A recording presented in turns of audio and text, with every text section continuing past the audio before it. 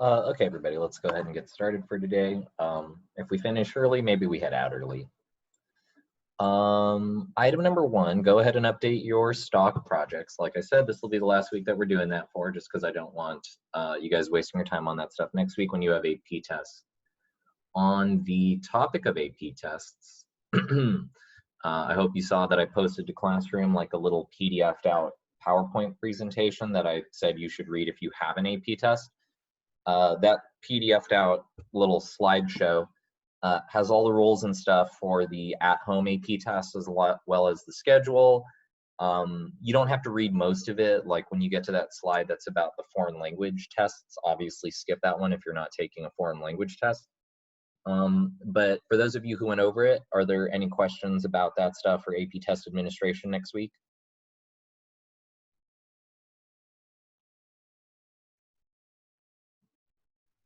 No?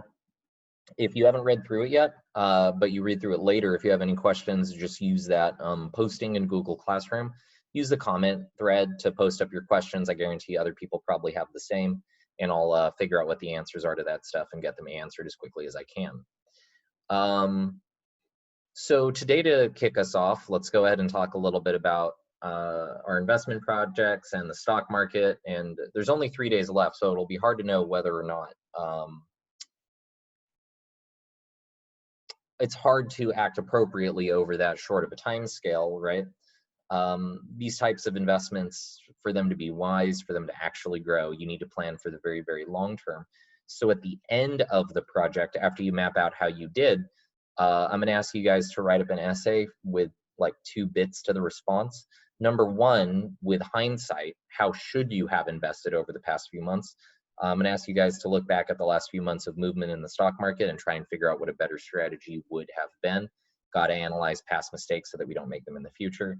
And then number two, based on how things are moving going forward, what are investment moves or strategies that you would make if you were actually investing some cash? So in light of that, over the next few days, I'm going to be doing, I don't know, random snippets of business news, just like, you know, the headlines from the business world, so that you guys have a better idea of like what investment strategies you should use moving forward, probably. Item number one, bankruptcy at J.Crew. Did you guys see that? I know J.Crew's probably not a clothing brand you care about. It's for people my age, really, who have office jobs. J.Crew is nice because they make really skinny office clothes, which is basically all that they're good for. But they're filing, I believe, for Chapter 11 bankruptcy. And they're going under. So why do y'all think that's probably relevant? Yeah, Chapter 11 bankruptcy. What would be important about that with respect to the news right now?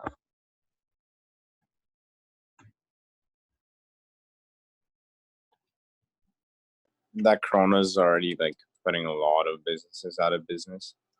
So that's the thing. Corona's not actually putting any businesses out of business. This is important because J.Crew is the first.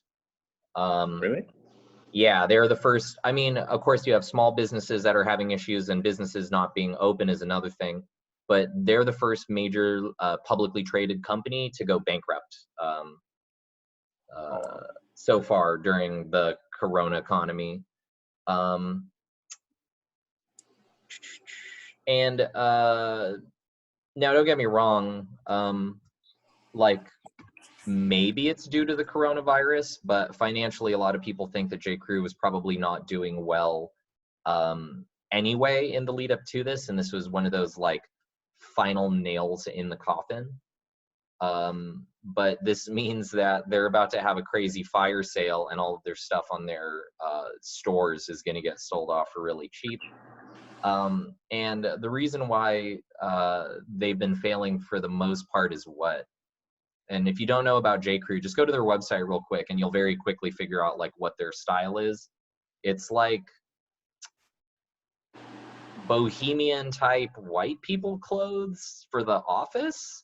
Like, it's a lot of business and business casual, and they sell suits and sundresses and stuff. But I'll just say they've been struggling financially for the last 4 or 5 years. They're like constantly having sales. Why do y'all think that might be? What kinds of clothes sell really well right now?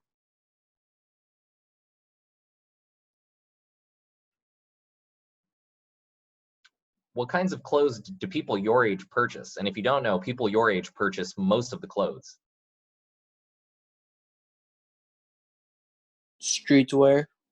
That, yeah, that's what I'm getting at. And here's the magic word, athleisure. It's like the norm now because it's been trending that way for the last 10 years. But like kids, when I was in college, people didn't look like they were constantly headed to or from the gym. Like the way that everybody dresses nowadays, everybody looks like they are headed either to or from the gym, even if they're just like hanging out or going to the grocery store or whatever. But yeah, right now some of the most like financially successful clothing companies are athleisure wear companies. I would consider that being a thing to invest in moving forward, especially since everybody's stuck at home.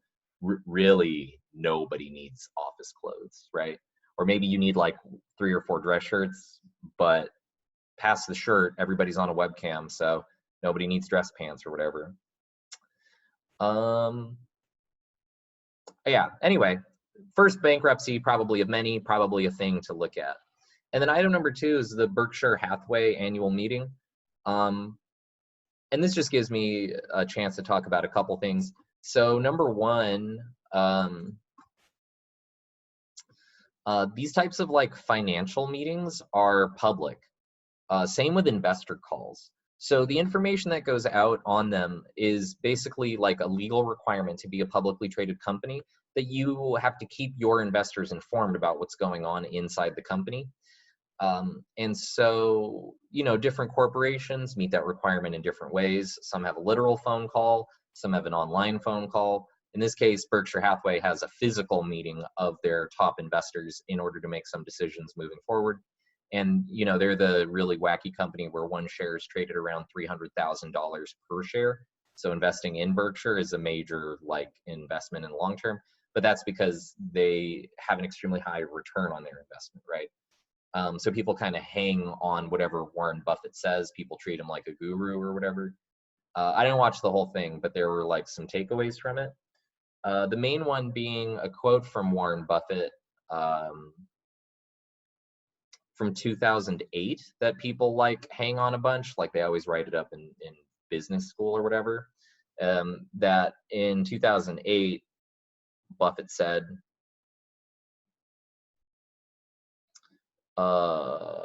when others are fearful,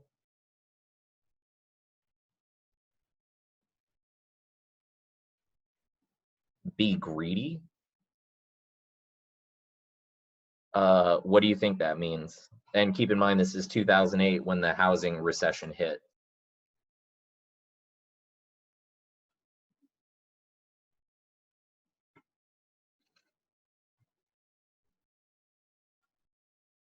When others are fearful, be greedy. What could that mean with respect to investments? To buy. Why? Because everyone's selling. And what does that do to prices? Lowers them. Yeah, pretty dramatically in a lot of cases. So Warren Buffett took the opportunity in 2008 when housing prices were falling and all of the markets whose debt was connected to the housing markets were also falling, to purchase up a bunch of assets which have blown up in the subsequent decade. However, this year, this time around, which, you know, is another financial situation, but it's fundamentally different. The one in 2008 was man-made. This one is more of a natural disaster, accelerated by our actions, but you know, they're not exactly comparable. In 2020, Buffett said he's not buying stocks.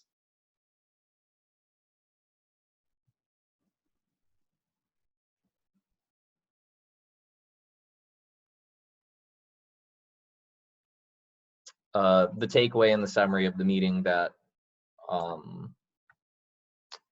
read about the Berkshire Hathaway investment meeting was that, like, typically they would be purchasing a bunch of products right now, but they are not looking at any stocks, not because of anything special about the market, just because he didn't see anything where a bunch of growth was evident. So this year, Berkshire Hathaway looks like they're going to be doing pretty safe stuff, not putting money in the stock market, investing in currency and commodities. I also read that Warren Buffett lost like $50 billion like very recently.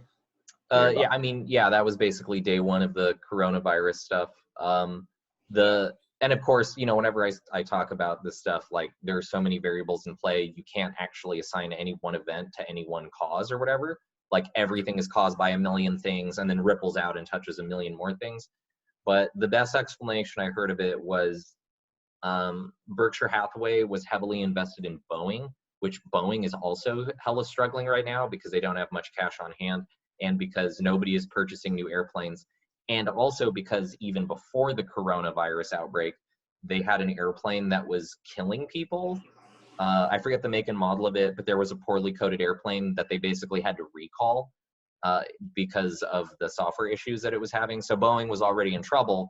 Then the coronavirus hits, and now they're doing even worse. Berkshire Hathaway is heavily invested in them. And because of what was going on with Boeing, yeah, Berkshire Hathaway went from like 300,000 to 250,000 a share ish, right? Which Yeah. a loss of $50,000 per share when you have millions of shares constitutes a loss of billions of dollars. Yeah. Yeah, $50,000 a share is a big oof. If I was the kind of person who had money to purchase Berkshire Hathaway, I'm not saying I would, but it's definitely an option I would consider or I would ask an advisor about because discount Berkshire Hathaway could be good if it comes back, which the thought of investing in an investment company is very meta, but nonetheless. Are there any questions about your guys' stock project, where it's at right now, or any interesting gains or losses you guys want to talk about? Tesla's back up to 773. That is a sudden gain back. Wonder what's with that. Oh yeah, wow, 773 after bottoming out when he lost his mind last week and tweeted out that he thought Tesla stock was too high. I guess that was the time to purchase a bunch of Tesla if you had the $700 a share. It's already back up 10%. How many shares do you have? Me? Yeah. I have 5. Ooh, that's a chunk. $350 up in a day. That's pretty good. Do you still remember what you bought it at? Because last month it was at $850. I bought it at 709 at the beginning of the project. Oh, okay. So it's coming back from Elon Musk losing his mind and tweeting all your money away, but it's still not back to its peak because it was at 850 in the middle or on the end of April, and then it lost all its value. But now it's starting to recover back to its like last high. It's not bad. Good luck with that. Hopefully somebody takes his phone away or something so he's not tweeting. Any other interesting gains or losses out there?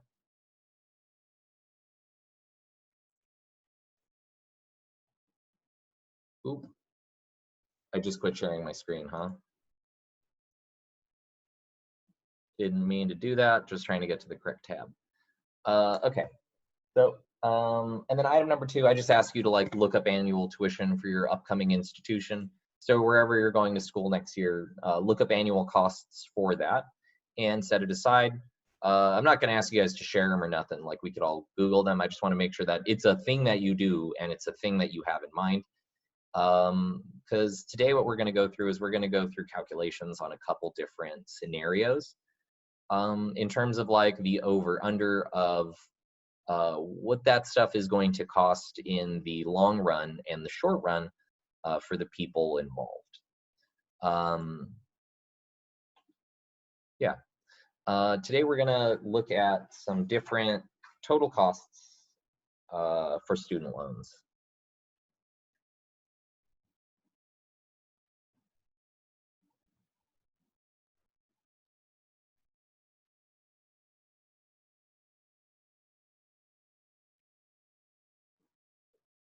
Increasing complexity, things to think about, right? And let's go ahead and say that here in scenario A, and this will be our like first one, We have a family which is extremely high income, and the student goes to UC Irvine.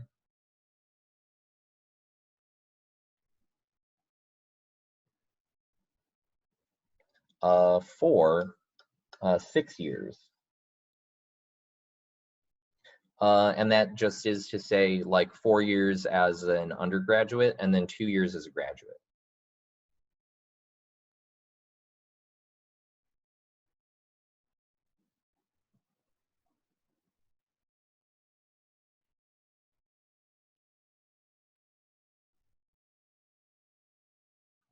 And what major do you want this person to be? It does affect the outcome. So what major are we going to pick for this theoretical person A?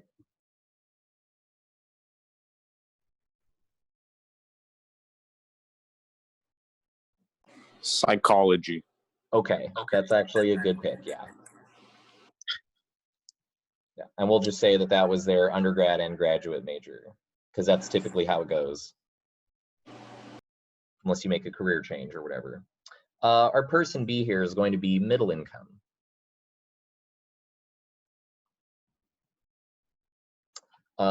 They are also going to be a student at UCI.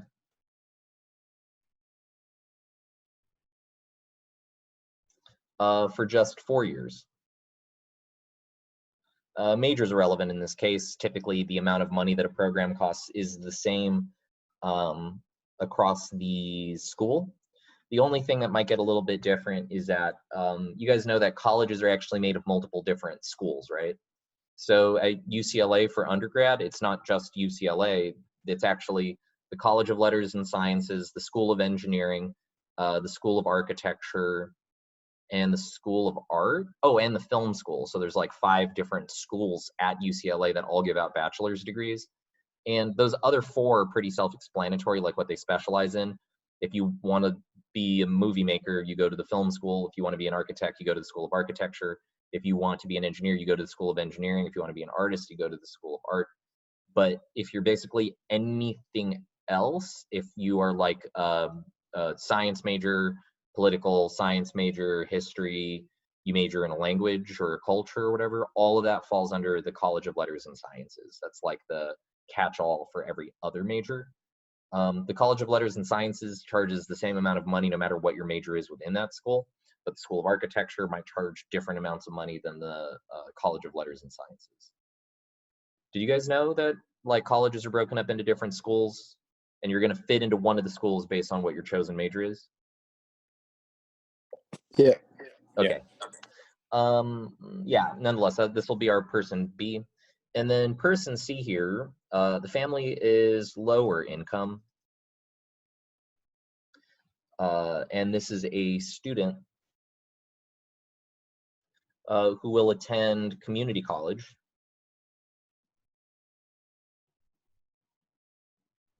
Then USC. So this is 2 years at community.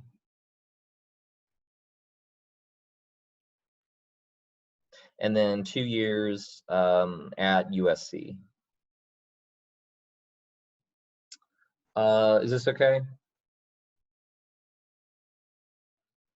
Okay. So for each one of these, we're just going to do the math. And for both of these, we are going to calculate a short-term answer and a long-term answer. So person A here is high income. So the assumption that we're going to make about this situation for the sake of calculating it out, and of course, you know, this first one is really obvious. I only mean to talk about this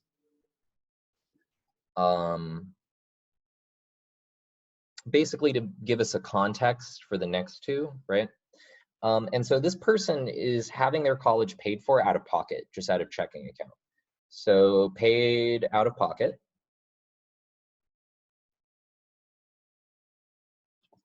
And UCI is $34,261 annually. this person applied for the FAFSA and was actually given a grant. So even though they're high income, there still is money to be offered based entirely on merit. So just because you're high income doesn't mean you get zero assistance. So let's go ahead and say that they are given a yearly grant of probably $3,000.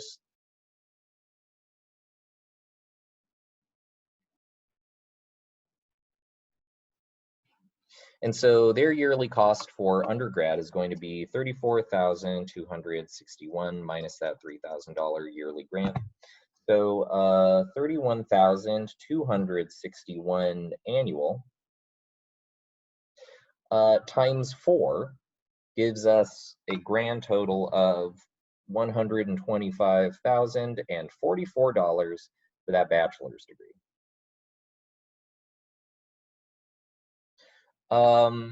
Now, since this person is paying for this out of pocket, how much interest do they pay on this?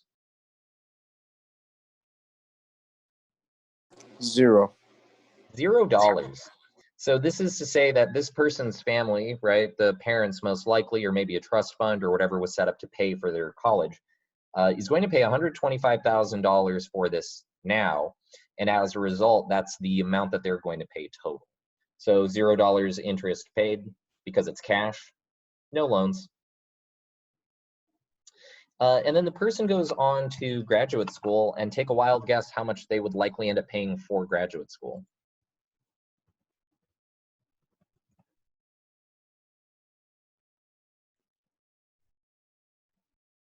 Are y'all aware of what like common fees are for graduate school as compared to undergrad? Do you guys think it's more or less? Isn't it like double? Usually it's about double per year, yeah. It's going to be different from school to school, of course. The gap at USC it's about double. I'm trying to find the exact number. Graduate school UCI tuition. I'm trying to find the exact number for UCI. I thought it would be easier. Oh, okay. Wait, no. Yeah. Anyway, it's usually more. It varies wildly. However, because schools are institutions which need to replace themselves, they have to train new people to become the professors of tomorrow so that they can keep operating. It's like one of the required tasks about a school. And so even though graduate school typically costs more, there's almost always more financial aid there proportionally. So technically the bills are higher if you were going to be doing this all out of pocket. However, it's a lot simpler of a task to get a full ride for your graduate program than it is to get a full ride for your undergraduate program. So despite the fact that this person is well off, simply because they are interested in doing graduate work in science, they are offered a grant for their entire PhD. And so the 2 years of graduate school will cost them $0 annually. And as a result, will add nothing to their cost of obtaining their education. So that's going to be plus 0, right? And so this person is walking away with 2 degrees for $125,000 and $125,044 for a bachelor's degree and a master's degree with $0 interest.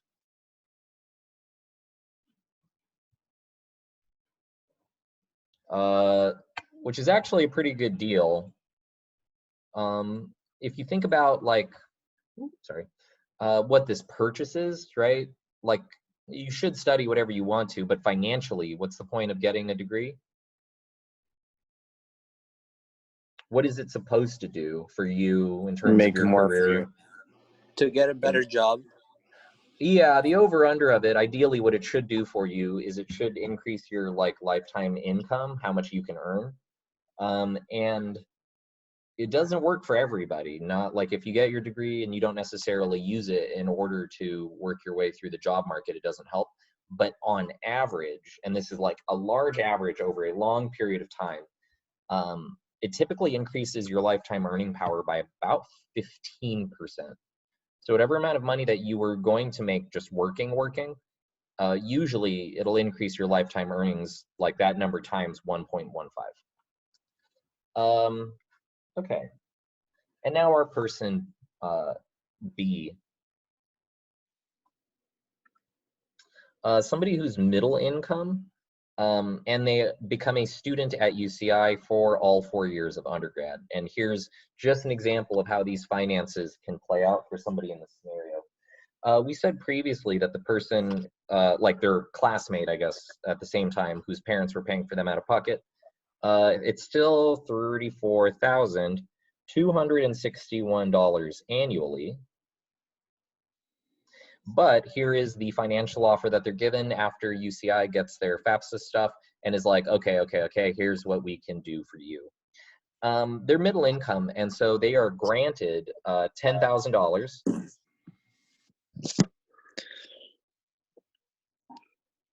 grant, right? And then they are also asked to pay $5,000 per year just out of pocket.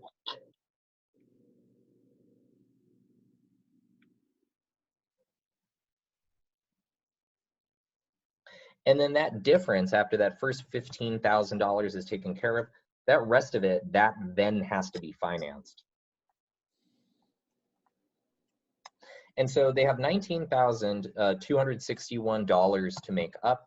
And so just so that the numbers are clean, right? Again, like I said, this is just for example. This isn't actually how this would be calculated out. It depends on a bunch of stuff like exactly how their FAFSA is, exactly how much the money makes, what their lines of credit are like, what the student is like, what they plan on going into, etc. Well, actually, no, technically they can't use that for your bachelor's funding, but nonetheless, in order to make up the rest of this money, right, they have a subsidized loan. Oh boy, is somebody's fire alarm going off? Are we about to have a Zoom fire drill?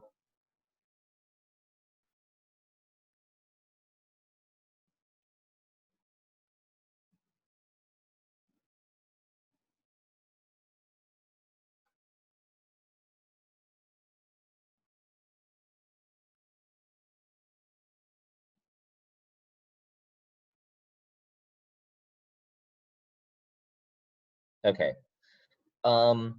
So let's say that this is what this person's finances look like over time, right?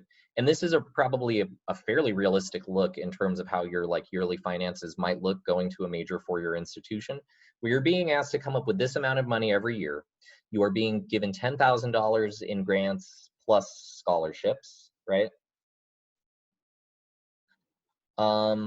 You're paying $5,000 of cash out of pocket every year just because they ask that of your family, because paying a little bit out of pocket is better than taking out bigger loans. Like it's better to just pay this up front if you can afford it than it is to like add that to your debt. Because remember, if you add this to your debt, you're going to end up paying more for it in the long run. And then you get down here to the rest, which has to be borrowed from various lenders. And let's say that the subsidized loan rate is at a 2% APR.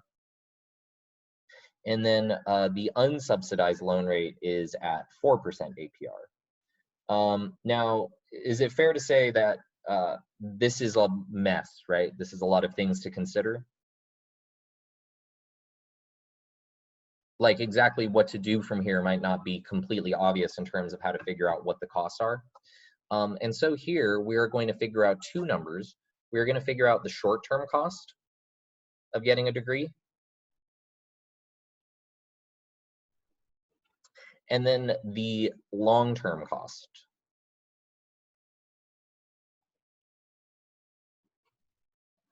So the first thing that's important to recognize is the fact that all of this gets multiplied by 4, right? Because this is what the annual cost of attendance is, and this is only enough to add up to the cost of 1 year. So assuming that you keep your GPA up, right, that whatever grant money and scholarship money you were offered that first year remains the same. If you do really well, you can actually get additional grants and scholarships as you move along, making each year cheaper. But sometimes if you drop below certain GPA limitations or requirements, you might lose them, which makes each year more expensive. That's what we talked about yesterday.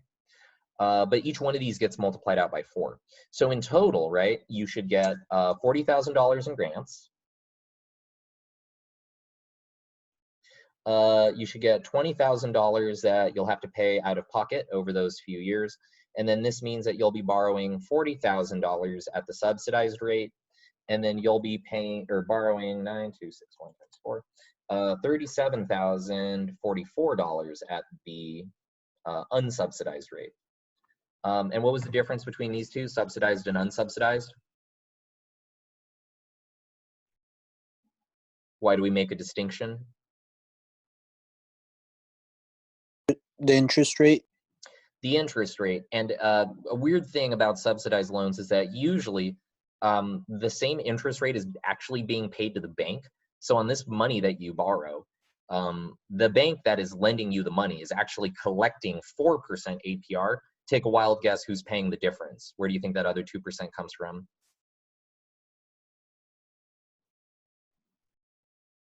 Taxes. Yeah, that's Uncle Sam. Uncle Sam is paying that difference. That's what is actually going on with with a subsidized loan. Nonetheless, this means that short term, right, your degree is going to cost you $20,000. That's just unavoidable for paying up 4 years of college, right? But long term, it's actually going to cost more than these two totals because of the interest that is going to have to be assessed on both of these loans, right? So I'm going to hop back to the Credit Karma loan calculator in order to get those two numbers, just because that's usually the easiest way to figure this stuff out. And normally student loans are paid back over 30 years, so we'll leave that as 360 months. And first, the subsidized loan.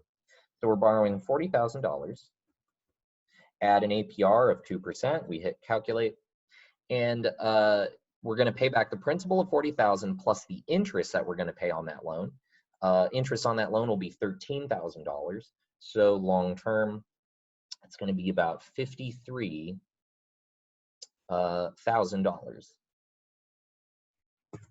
And now on the unsubsidized loan, where we are borrowing $37,000 at an APR of 4%, and again, making 360 monthly payments to pay back that money. One too many zeros. One too many zeros, my bad. Yeah, here to pay this back, it's going to be interest of $26,574 added to our original principal to see how much that costs to pay off.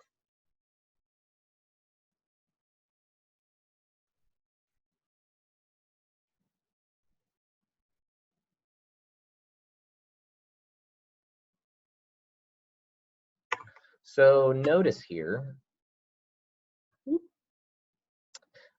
even though we borrowed more money on the unsubsidized loan, right? We were borrowing $40,000 subsidized and only $37,000 unsubsidized. In the end, which one do you end up paying more for?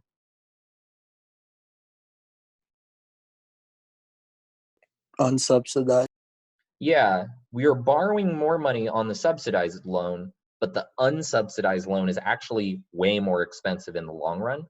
So the capital, the initial amount borrowed, does not matter anywhere near as much as that interest rate. Always pay very close attention to the interest rate of any loan you take out. A small change in interest rate has a large effect in terms of the overall payoff. And so in total, even though we received financial aid,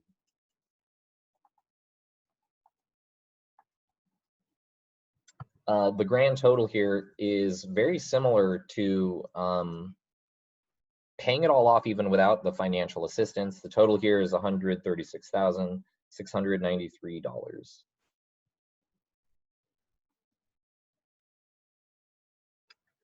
And then that takes us down to our last example. A student that is low income attends 2 years of community college and then attends USC. Item C here.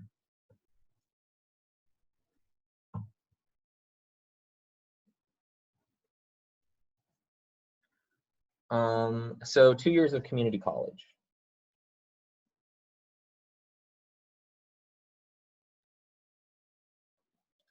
What is that probably going to cost this person?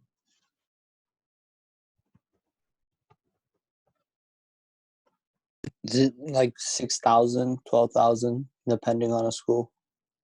For community college? Yeah. Yeah, it depends on the school. So it totally depends on where they go. For example, PCC first year students, if you're a resident, about $5,000-ish, right? So for this person, 2 years of community college is probably going to be, we'll just take that number, about $5,000 a year.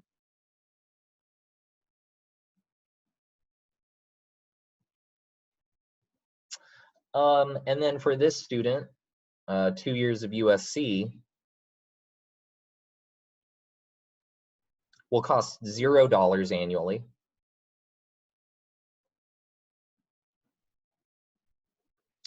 Because of a combination of scholarships, grants, et cetera, which means that the long-term and short-term cost of this, the long-term costs are $0 because they're not taking out any money to go to community college. You're just going to pay that up front if you can. And then the short of it is going to be just the $10,000 to get all the way through community college. And so the overall here is $10,000 total.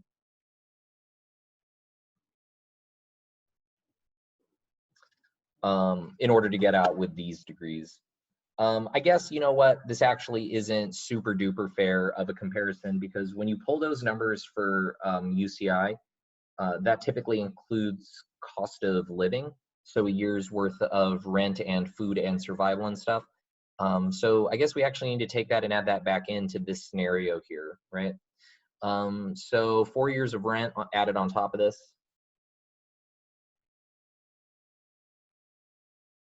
Plus 4 years room and board. Of course, the exact number that you get here depends entirely on your what part of the country this is in. This is in Southern California, so and this is actually like a super low estimate. Let's say it takes $1,000 a month to exist. That between like for $1,000 a month, you can figure out a rental situation and food. I still think that's actually a really low estimate. Because you eat a lot of food a month just to survive, like $300, $400 worth. So that means that you need to find somewhere to rent for $700, $600 a month. You are renting a very small bedroom in a shared space at that rate in Southern California. But nonetheless, so 4 years of that, 4 years of college apartments times 12 times 1,000 put us at $48,000 in cost of living stuff alone, unless you are so lucky to get financial assistance, which also pays for your cost of living, which is common. So depending on exactly how this person is receiving their full ride for USC, you could receive a full ride that only pays for class fees and tuition and all that stuff, but you would still then be responsible for your cost of living. Or you could be in such a position that the full ride includes room and board, which is an awesome situation to be in, right? Like for the UC system, they have this scholarship called the UC Regents Scholarship that gives you full ride both for class fees and school supplies and where you live and the food you eat, like everything. So this person will be paying either $48,000 for cost of living, or if that was included in whatever kind of financial aid they got here for USC, this could be as low as just half the amount, right? Could be as low as $24,000 if USC was kind enough to pay for 2 years.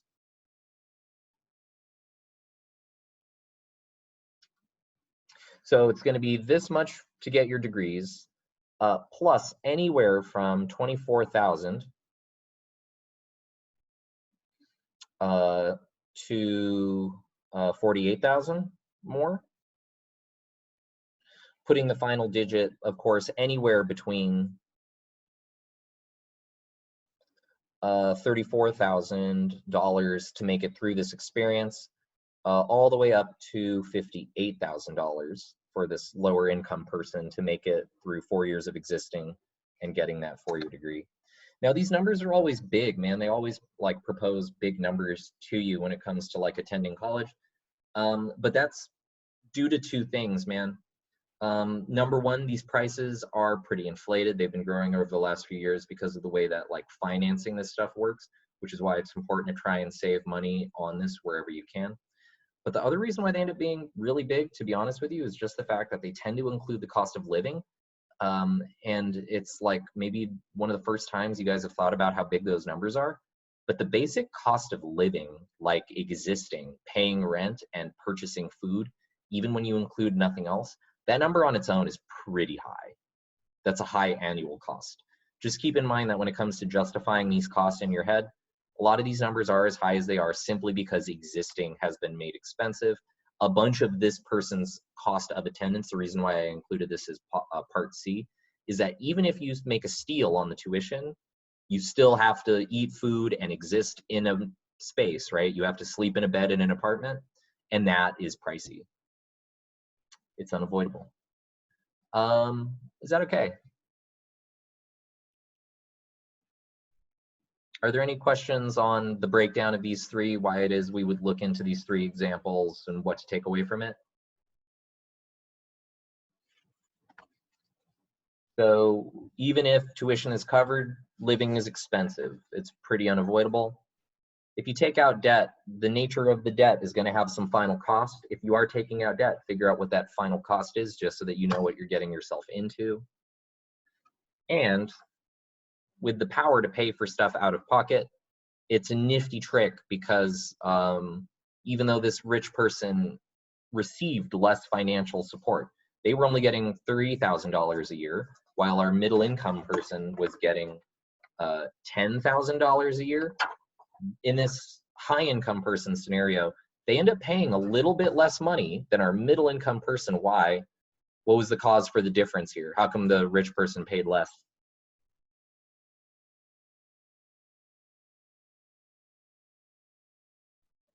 They were given less financial assistance up front, but what do they not have to pay?